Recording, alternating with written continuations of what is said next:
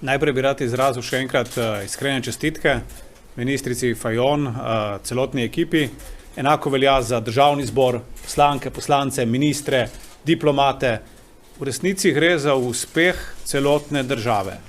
In jaz sem prepričan, da ravno glede na rezultat, ki je bil tako prepričljiv, da smo zmagali 153 glasovi, kar si niti jaz kot optimist, ko sem napovedoval optimistično, da bomo zmagali, nisem upal napovedati, kaže na eno zelo pomembno stvar.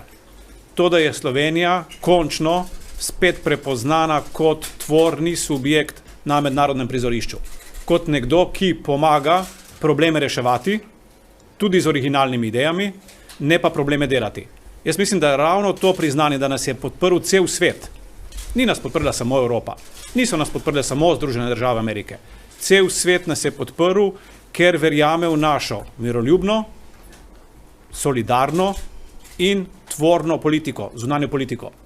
In ker računajo, da ravno mi kot majhna članica brez interesov, brez skritih interesov, lahko prispevamo k temu, da bo svet za vse ostale države boljši.